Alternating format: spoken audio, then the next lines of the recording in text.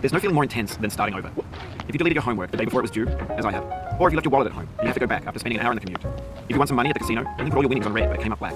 If you got your best shirt dry cleaned before a wedding and then immediately dropped food on it. If you won an argument with a friend and then later discovered that they just returned to their original view. Starting over is harder than starting up. If you're not ready for that, like if you've already had a bad day, then what you're about to go through might be too much. Feel free to go away and come back. I'll be here. Alright, thanks for coming with me on this trip. I'll understand if you have to take a break at any point. Just find a safe place to stop and quit the game. Don't worry, I'll save your progress, always, even your mistakes. This game is a homage to a free game that came out in 2002 titled Sexy Hiking.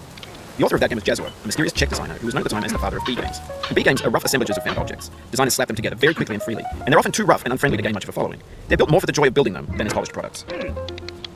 In a certain way, Sexy Hiking is the perfect embodiment of a B-game. It's built almost entirely out of found and recycled parts, and it's one of the most unusual and unfriendly games of its time. In it, your task is simply to drag yourself up a mountain with a hammer.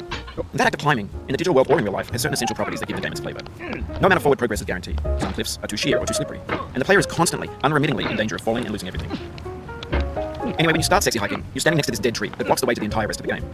It might take you an hour to get over that tree, and a lot of people never got past it. You prod and you poke at it, exploring the limits of your reach and your strength, trying to find a way up and over. And there's a sense of truth in that lack of compromise. Most obstacles in video game worlds are fake. You can be completely confident in your ability to get through them once you have the correct method or the correct equipment or just by spending enough time. In that sense, every pixelated obstacle in Sexy Hiking is real. The obstacles in Sexy Hiking are unyielding, and that makes the game uniquely frustrating. But I'm not sure Jazua intended to make a frustrating game. The frustration is just essential to the act of climbing, and it's authentic to the process of building a game about climbing. A funny thing happened to me as I was building this mountain. I'd have an idea for a new obstacle, and I'd build it, test it, and it would usually turn out to be unreasonably hard. But I couldn't bring myself to make it easier. It already felt like my inability to get past the new obstacle was my fault, as a player rather than as a builder. Imaginary mountains build themselves from our efforts to climb them, and it's our repeated attempts to reach the summit that turns those mountains into something real. When you're building a video game world, you're building with ideas, and that can be like working with quickset cement. You mold your ideas into a certain shape that can be played with, and in the process of playing with them, they begin to harden and set until they're immutable, like rock. And at that point, you can't change the world, not without breaking it into pieces and starting fresh with new ideas. For years now, people have been predicting that games would soon be made out of prefabricated objects, bought in a store and assembled into a world. And for the most part, that hasn't happened, because the objects in the stores are trash. I don't mean they look bad or that they're badly made, although a lot of them are. I mean they're trash in the way that food becomes trash as soon as you put it in the sink. Things are made to be consumed and used in a certain context, and once the moment is gone, they transform into garbage. In the context of technology, those moments pass by in seconds. Over time, we've poured more and more refuse into this vast digital landfill that we call the internet. It now vastly outnumbers and outweighs the things that are fresh and untainted and unused. When everything around us is cultural trash, trash becomes the new medium, the lingua franca of the digital age. And you can build culture out of trash, but only trash culture. B games, B movies, B music, B philosophy. Maybe this is what digital culture is. A monstrous mountain of trash, the ash heap of creativity's fountain. A landfill with everything we ever thought of in it. Grand, infinite, and unsorted. There's 3D models of breakfast, Gen X's fanfic novels, scan magazines, green screen Shia LaBeouf, banned snuff scenes on LiveLeak. Facebook's got lifelike bots with unbranded adverts and candid shots of Kanye and Taylor Swift mashups, car crash, epic failed gifs, Russian dashcam vids, discussions of McRibs, discarded, forgotten, unrecycled, muddled, rotten, untitled. Everything's fresh for about 6 seconds, until some newer thing beckons, and we hit refresh. And there's years of persevering disappearing into the pile, out of style, out of sight.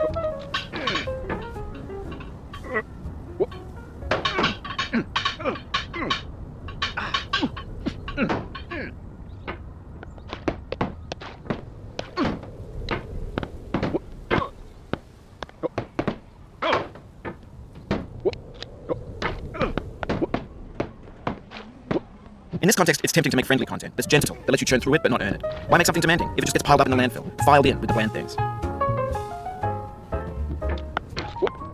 Oh, you just lost a lot of progress. That's a deep frustration, a real punch in the gut.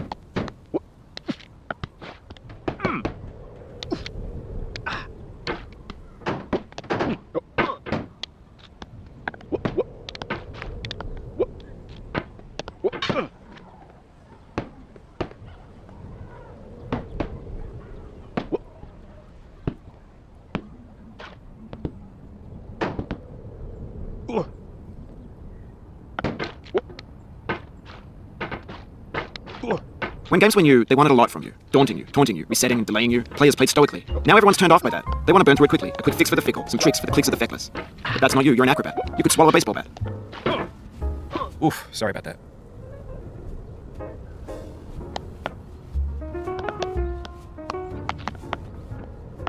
Oh, it happened again.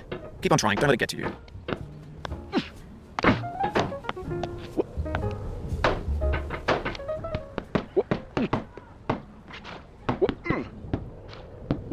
This thing will be called failure. It's not the falling down, but the staying down. Mary Pickford.